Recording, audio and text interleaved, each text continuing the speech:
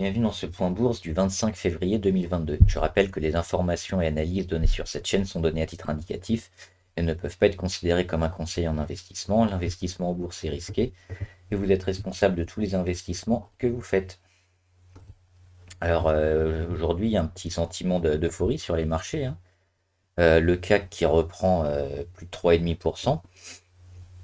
Les autres indices, on va voir aussi à l'étranger, c'est pareil, hein, ça remonte bien. Euh, Pourtant, est-ce que c'est vraiment le moment de crier victoire et de voir un retournement total sur les tendances à court terme? Pas vraiment, pas vraiment, parce qu'on voit que le CAC s'est arrêté sur les 6750, donc il est sous sa moyenne à 200 jours qui est à 6785 environ. Il est toujours dans son canal baissier et on voit qu'il est environ à la moitié du canal baissier, donc il est même pas dans le haut. Donc on est toujours dans une tendance qu'on a entamée au début de l'année, hein, sur le 5 janvier. Tendance à court terme en dégradation, hein, sur tous les marchés. Et donc là, on a fait des beaux rebonds, des rebonds assez importants dus à la volatilité notamment, mais qui sont que des rebonds, hein, parce qu'on est vraiment dans une tendance qui est au retournement. À court et peut-être à moyen terme, si on n'arrive pas à réintégrer rapidement les 7000 ou les 6800 points. Donc c'est vraiment à voir avec attention toutes les actions, hein. Il y a une grosse volatilité, il faut être très, très sélectif sur ces actions. On va voir les autres indices. Le Dow Jones, alors ça c'est celui d'hier, mais aujourd'hui pareil, il est en légère hausse, mais qu'est-ce qu'on voit sur le Dow Jones? Bah, toujours cette phase de correction, on est en dessous, toutes les moyennes mobiles qui sont bien au-dessus, on est même sous les obliques. Les obliques montantes. Donc, pareil, sur les marchés américains, on dégrade et on corrige. On va voir sur le Nasdaq. Le Nasdaq, alors on s'est fait très peur, hein, ces 2 derniers jours. On est passé sous les 13 840 qui sont nos plus gros supports ici. On est resté juste 2 jours en dessous, mais là on flirte encore avec, hein. Ici, on est là aujourd'hui à la mi-séance, on est autour des 14 000 à 14 050 points. On est très proche d'aller encore le tester, de le casser. On a eu une mèche aujourd'hui dessus, sur les 13 850. On est sous toutes les moyennes mobiles qui sont en train de se retourner. Donc on est vraiment dans une phase très, très baissière, hein, sur tous les marchés. Et il ne faut pas se fier aux petits rebonds qu'on a pu avoir hier et aujourd'hui ou avant-hier, hein, sur la fin de séance, parce que on dégrade énormément. Donc la volatilité peut être bonne comme mauvaise, hein. Donc à voir selon vos horizons de placement, si vous voulez garder qu'une journée ou deux, ou à plus long terme. Mais il faut faire attention à voir le VIX. Si je le trouve, le VIX, il est où?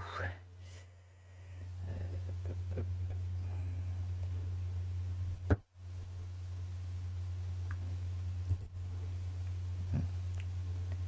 le trouve pas, on le fera après.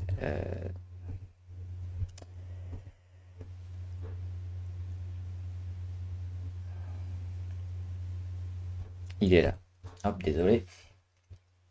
Donc ouais, l'indice de volatilité qui lui aussi a explosé, hein. Il a explosé hier avec encore un chiffre absolument hallucinant à 36. Là, on revient, même on est encore à 27. On est largement au-dessus des 20. Donc, on continue d'avoir une volatilité monstrueuse sur les marchés. Donc, il faut faire attention parce que ça peut dégrader et se retourner encore très vite. On va le voir avec quelques actions comme qui sont intéressantes, hein, qui peuvent être bonnes à prendre. Alors moi, je vous conseille toujours ABV, hein. ABV, ça continue de fonctionner. Je vous laisse voir le graphique. On a bien rebondi sur la moyenne à 20 jours. Et là, on rattaque encore le haut des Bollinger. Donc, ça donne des dividendes. C'est très bon. C'est sur le Nasdaq. Albioma. On n'a pas parlé d'Albioma. Je ne sais plus si on avait parlé ou pas cette semaine. Mais aujourd'hui, ils ont réussi à attaquer leur petite résistance qui était sur les 36 euros. On va enlever l'alerte. Donc, Albioma, moi, je me suis positionné dessus. Albioma, qu'est-ce qu'on voit? Il y a une grosse phase de correction, hein, depuis le début d'année, environ un an. On arrive enfin à casser, on teste un peu toutes les moyennes. Ici, les moyennes à 200 jours, on revient tester le bas des moyennes. On a des plus bas qui sont de plus en plus hauts, et puis on recasse à nouveau cette résistance à 36. Et là, le titre est reparti pour un retournement. Donc Albioma, c'est une excellente valeur sur laquelle se placer en ce moment. Une des plus favorables hein, au niveau graphique. Faut être dessus. AMC intéressante aussi, AMC qui continue, hein, elle avait bien dégradé en perdant d'un coup et en mettant un gap moins 15%, mais qu'est-ce qu'elle a fait derrière? Elle a bien réagi et là elle recasse à nouveau son oblique. Moi j'ai été rentré un peu tôt, mais on voit qu'elle fonctionne bien et qu'elle a réintégré la moitié des Bollinger, elle a cassé son oblique baissière, donc toujours plutôt favorable à court et à moyen terme sur AMC si vous n'êtes pas dessus. Peut-être un bon prix d'achat ici sur les 40, 41.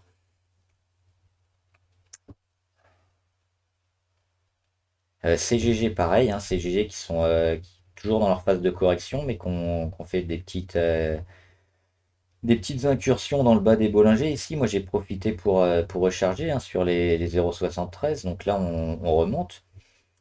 On est sur les 0,76, donc juste sur notre point pivot à 0,77 qu'on devrait aller retester ces prochains jours et puis aller casser cette oblique sur les 0,78. C'est la semaine prochaine pour vraiment relancer le titre, mais on voit que le titre est quand même en phase de retournement depuis un moment et qui devrait continuer à monter. A priori, tous les voyants sont en vert sur CGG, donc là c'est un bon prix d'achat hein, sous les 0,77, entre 0,73 et 0,77.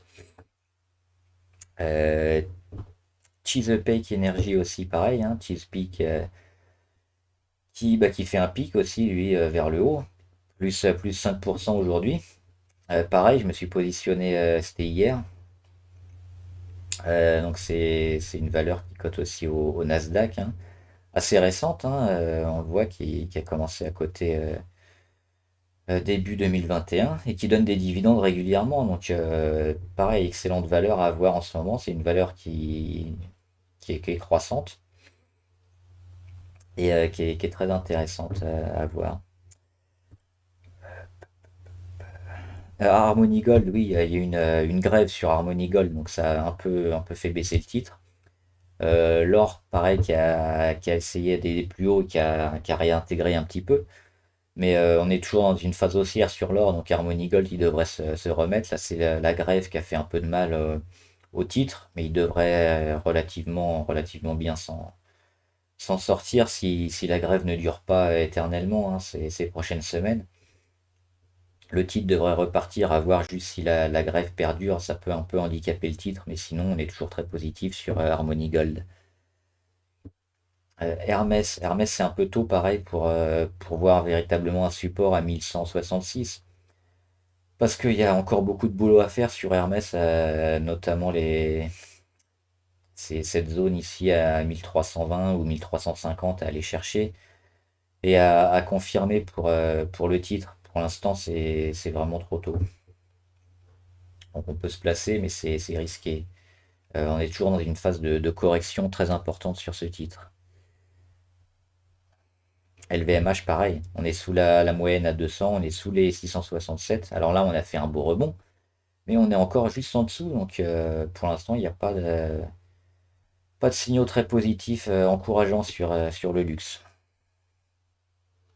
McPhee, ils sont arrêtés juste sous leur support à 14,91 et ils continuent d'être dans le canal baissier hein, entre ces deux obliques rouges et vertes qu'on voit. Donc toujours pas le moment de se placer hein. Sur McPhee, il faut vraiment attendre un début de retournement et puis de casser les 10, 16, 17 par là, voire 18, hein.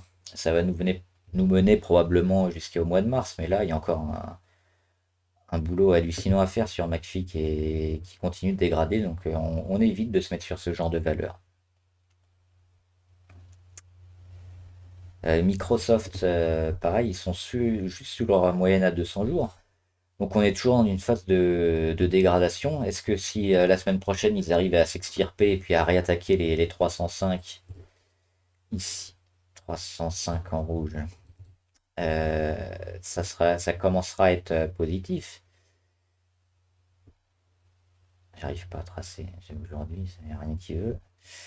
Euh, je ferai plus tard. Mais là, ouais, on est toujours dans une phase négative hein, sur Microsoft. On voit qu'on corrige et qu'on est sous la moyenne à 200. Donc, il va y avoir une grosse zone de travail ici parce que toutes les moyennes sont en train de se rassembler. Mais pour l'instant, le Nasdaq aussi, on l'a vu, il est sur des points pivots. Il est juste en dessous. Donc, il n'a pas encore réussi à faire la bascule pour arrêter cette correction et cette hémorragie. Et Microsoft, c'est pareil. Ils sont toujours en dessous. Ils vont devoir travailler et réattaquer les 305 pour se mettre bien. Là, pour l'instant, sous la moyenne à 200 jours, on est toujours dans une tendance baissière. Orpea, on peut jouer le. Il m'a enlevé toutes mes lignes. On peut jouer le rebond technique, hein. Moi, je suis rentré dessus il y a pas longtemps.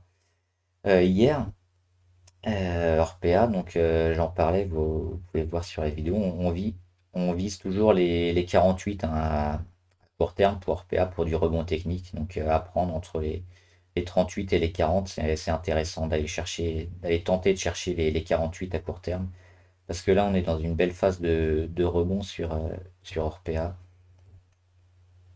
On va suivre ça toute la semaine prochaine. PayPal, c'est pareil. PayPal, ils sont au rebond technique. On va essayer d'aller chercher à minima les 121. Donc, je suis rentré dessus pareil hier hein, sur les 101 environ. En plusieurs fois, j'étais rentré avant et j'ai rechargé après. Donc là, on commence à avoir du vert au niveau de la MACD. Donc, pareil, hein, un beau rebond technique à faire sur PayPal. SES, ils sont en train de rattaquer leur moyenne mobile hein, après un gros breakout et un pullback qui les a emmenés, alors, qui les avait emmenés bien ici sur leur moyenne mobile et au-dessus de leur oblique baissière. Mais après, la guerre en Ukraine a fait que tout a un peu lâché du lest. Et SES en faisait partie, hein, il n'y a quasiment rien à résister. Et là, ils rattaquent, ils se remettent au niveau de leur oblique. Donc probablement un bon signe de force quand même sur SES qui devrait pouvoir attaquer les moyennes. Moi, je les ai pris ici sur les 6-8, donc intéressant. Mais même si on le prend ici sur les 6-9, voire les 7, c'est une valeur qui est intéressante à court terme. Si on vient rapidement attaquer les 7-0, on sera positif. Ce qui est important, c'est la semaine prochaine d'être au-dessus de cette oblique à 6,96. Société Générale, bah, pas mal de bancaires. On avait fait la BNP mercredi. Là, on fait la Société Générale. Elle est sur support, pareil, sur sa moyenne à 200 jours. Donc, est-ce que ça va continuer à dégrader énormément? Je pense que la majeure partie de la baisse, c'est déjà faite hein, sur la Société Générale. On a perdu 26%, 27% en combien? En 14 séances, 14 jours, 10 unités. Donc c'est vraiment une baisse très courte, très, très forte en très peu de temps. Et moi je pense que c'est un bon prix d'achat ici, parce que le marché a été excessif. En plus, il y a eu un gap énorme ici sous les 30.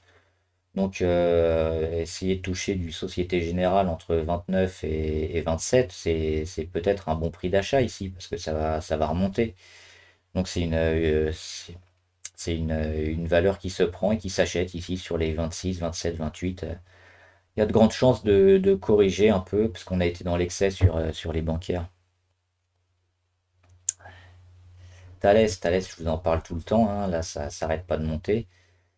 C'est une valeur qui est en retournement, qui a validé sa cassure d'oblique baissière depuis le début de l'année, qui est en retournement. Donc là, on est parti pour. Alors ça a peut-être un peu corrigé maintenant, parce qu'on a eu deux super beaux chandeliers aujourd'hui et hier. Mais à moyen terme, on est toujours haussier, hein. On va chercher à minima les 100 euros maintenant sur Thales. C'est une excellente valeur à avoir en portefeuille. Total, on était en short dessus. Moi, je suis sorti, hein, sorti sur objectif. L'objectif, il était là sur les 47,6. Entre les 47,6 et les 48. Donc, j'ai pris j'ai racheté la position ici autour des 48 euros. Maintenant, on est toujours dans une phase de correction hein, sur Total, mais là, on arrive sur un support, plusieurs supports intéressants. Le support des 47,6, l'oblique ici, l'oblique montante, qui coïncide avec les 47,6 et puis les premières moyennes mobiles. Donc, il y a des chances que Total arrête un peu sa correction et tergiverse ici autour des 47,6. Donc on a arrêté le short, on a pris les plus-values, on a pris on l'avait pris sur les 51, 51, 40, 48. À court terme, c'est pas mal déjà. Valourec, là, c'est une des plus grosses déceptions, hein, parce qu'on était parti de la position et puis elle a annoncé des résultats excellents et elle a pris 25% en une journée. Donc si vous étiez resté dessus, bravo. On va voir la semaine prochaine ce qu'elle va faire, mais là, si elle se maintient au-dessus des 8,20, ça veut dire qu'elle se maintient au-dessus de son oblique baissière et de sa moyenne à 50 jours. Ce sera un très bon signe positif. Maintenant, si on réintègre les 8 et un petit peu moins, attention, il faudra peut-être prendre ses plus-values. On va surveiller toute cette zone-là, hein, entre les 8,20 et les 7,60. Si elle revient les tester et qu'on finit lundi, mardi dessus, on va réintégrer le canal baissier, donc pas bon. Par contre, si on reste au-dessus des 8,20, à moyen terme, on sera peut-être positif sur Vallourec. Virgin Galactic, ils travaillent toujours, hein, entre 7,50 et 11. Donc, ils ont fait une belle journée hier avec plus, hop, ça a bougé, avec plus 11%. Là, ils continuent à plus 0,5. Intéressant, on attend qu'ils viennent taper les 11 pour vraiment signaler un gros mouvement aussi. Et puis on surveille les volumes, hein, les volumes qui sont en train de revenir sur Virgin. Avec quelques valeurs aussi qu'on voulait faire ici. Euh,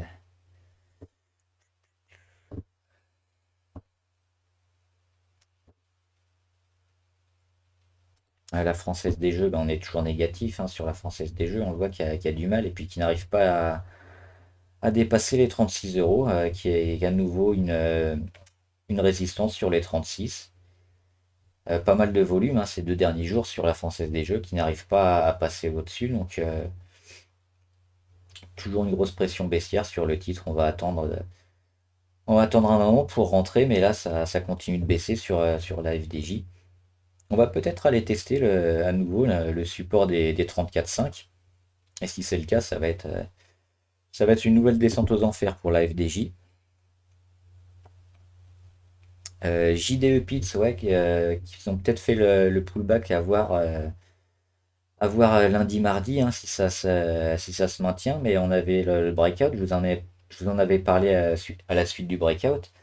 Ils ont fait le pullback et là ils réagissent directement, ils réintègrent pas et puis ils se maintiennent au-dessus des 28. Donc à surveiller, c'est peut-être une valeur qui va rentrer en retournement aussi, comme beaucoup de valeurs ces prochains jours. Donc ça peut valoir le coup, hein, de toucher JDE Pix à moins de 30 euros, entre 27 et 30, parce que ça va aller chercher, si ça se goupille bien, les 32 et 34 à moyen terme. Et enfin,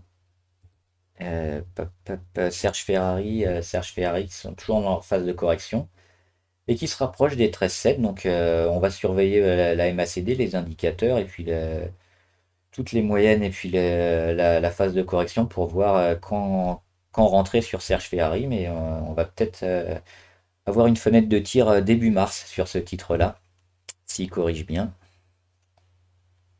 Et, euh, et c'est tout. Et on va en rester là pour aujourd'hui. Je ferai peut-être une vidéo ce week-end si j'ai le temps sur d'autres valeurs du CAC 40.